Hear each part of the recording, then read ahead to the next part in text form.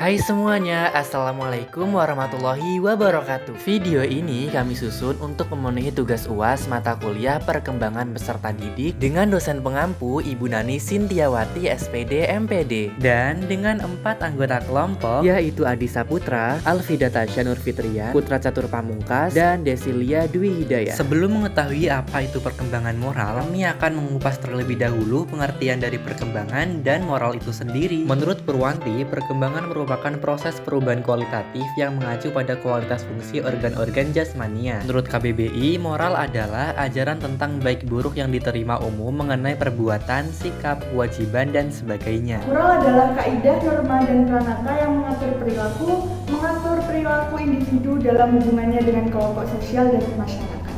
Moral juga merupakan standar baik buruk yang ditentukan untuk individu oleh nilai-nilai sosial dan individu berperan sebagai anggota sosialnya.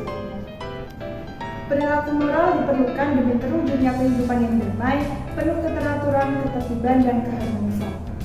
Karakteristik moral remaja. Yang pertama, remaja sudah merasakan pentingnya pengembangan nilai-nilai baru yang diperlukan sebagai pedoman, pegangan, dan petunjuk dalam mencari jalannya sendiri untuk menumbuhkan identitas diri menuju kepribadian yang semakin matang. Tingkat perkembangan kognisi yang mulai mencapai tahapan berpikir operasional, bahwa sesuai dengan tingkat perkembangan kognisi yang mulai mencapai tahapan berpikir operasional, yaitu mulai mampu berpikir abstrak dan mampu memecahkan masalah yang bersifat hipotesis, maka pemikiran remaja terhadap suatu permasalahan tidak lagi hanya terikat pada waktu, tempat, dan situasi, tetapi juga pada sumber moral yang menjadi dasar hidup mereka. Yang selanjutnya, tumbuhnya kesadaran akan kewajiban mempertahankan kekuasaan, yaitu kesadaran akan kewajiban mempertahankan kekuasaan dan peranata yang ada karena dianggapnya sebagai suatu yang bernilai walau belum mampu mempertanggungjawabkan secara pribadi. Oke, saya akan menjelaskan mengenai faktor yang mempengaruhi moral pada anak. Yang pertama, pengasuhan yang diperoleh anak.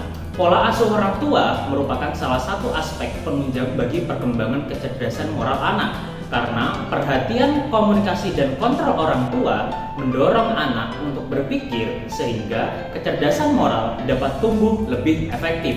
Akibatnya, orang tua dan guru harus mewaspadai unsur-unsur yang mendukung atau menghambat perkembangan kecerdasan moral anak. Yang kedua, pola perilaku tempat tinggal anak. Lingkungan sangat berpengaruh bagi moral setiap anak. Di mana tempat anak itu berada, disitulah anak itu menjalani kehidupan sehari-harinya. Interaksi sosial anak dengan lingkungan sekitar ini meliputi orang tua, pengasuh, teman sebaya, dan masyarakat. Anak pasti mempelajari dari menerapkan standar perilaku yang disetujui masyarakat, sekolah, keluarga, dan dalam pergaulan dengan orang lain. Yang ketiga adalah emosional seseorang. Terkadang hal yang dapat mempengaruhi perkembangan moral pada anak tidak berasal dari hal-hal luar, namun berasal dari seseorang anak itu sendiri. Emosional juga dapat mempengaruhi perkembangan moral anak. Emosional adalah kondisi yang bisa mempengaruhi kehidupan sehari-hari. Seseorang yang dianggap belum dewasa pasti memiliki tingkat emosi yang tidak dapat dikontrol karena belum memiliki pengendalian dalam dirinya untuk mengontrol suatu emosional. Oleh karena itu, terkadang emosi setiap orang dapat berubah-ubah dalam sendirinya. Hal inilah yang dapat mempengaruhi moral seorang anak. Emosional yang berlebihan dapat mengakibatkan moral seorang anak dapat menjadi tidak baik.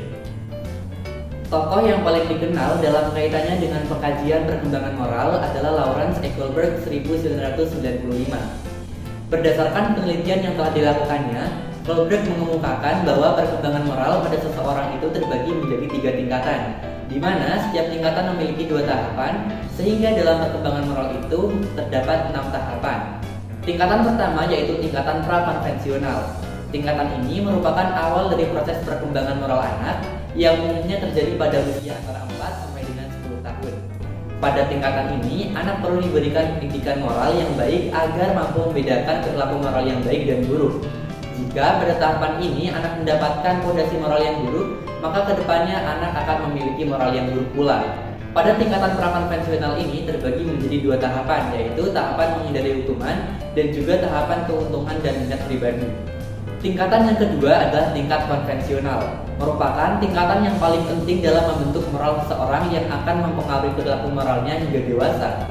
Pada tingkatan ini, anak memandang semua hal sebagai sesuatu yang bernilai, sehingga akan selalu patuh dan aktif dalam memelihara dan membenarkan tata tertib yang ada. Tingkatan konvensional ini terbagi menjadi dua tahapan. Tahapan pertama yaitu menjaga sikap orang baik, dan tahapan kedua yaitu memelihara peraturan. Tingkatan yang terakhir adalah tingkatan pasca konvensional, merupakan tingkatan paling tinggi dalam perkembangan moral seseorang. Tingkatan ini ditandai dengan kemampuan remaja menerapkan prinsip keadilan universal pada penilaian moralnya. Pada tingkat ini, remaja telah bebas menentukan prinsip moralnya sendiri terlepas dari otoritas suatu kelompok. Nah, tingkatan ini juga terbagi menjadi dua tahapan, yaitu tahapan orientasi konteks sosial dan juga tahapan prinsip etika universal. Nah, supaya teman-teman semua lebih paham nih ya mengenai tahapan-tahapan dari perkembangan moral, yuk simak video berikut ini. Alfi, Gerbong, tolong dalam ini disebutkan.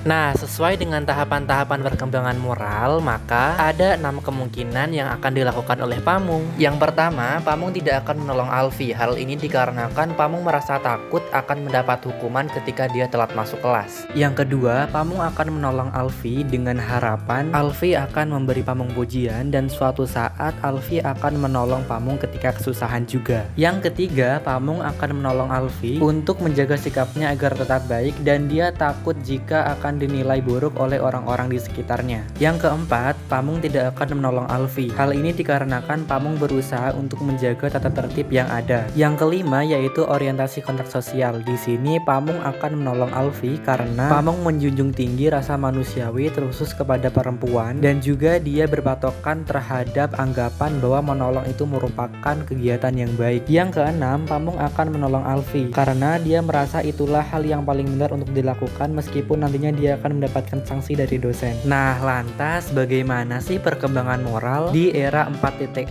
seperti zaman sekarang ini? Tentunya teman-teman semuanya sudah tidak asing bukan dengan sebutan era 4.0.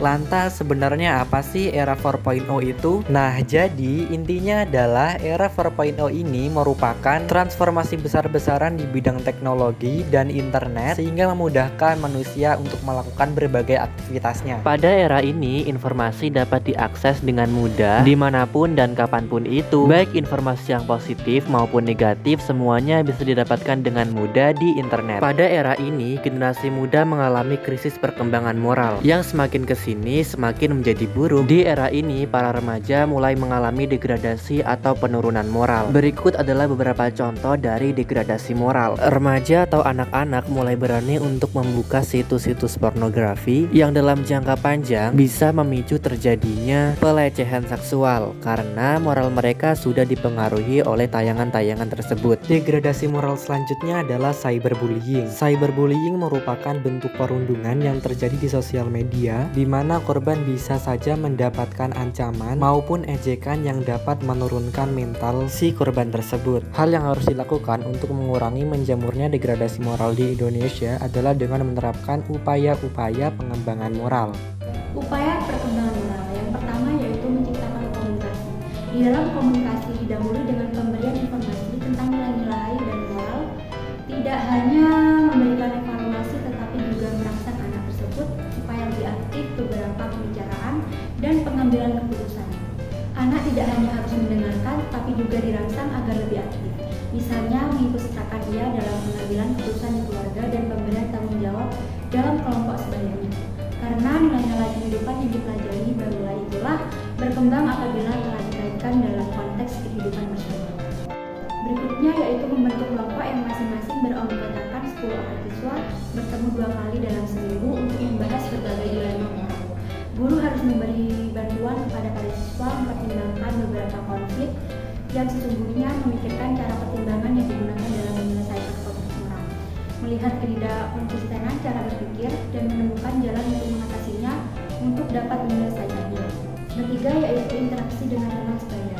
Dengan interaksi tersebut penting dalam stimulasi yang menantang anak untuk merubah penalaran moral mereka. Proses memberi dan menerima di antara teman sebaya memberikan kesempatan pada anak-anak untuk mengambil perspektif orang lain dan menghasilkan peraturan secara demokratis. Hubungan dengan teman sebaya memberikan kesempatan pada anak untuk menentukan penanaman moral anak.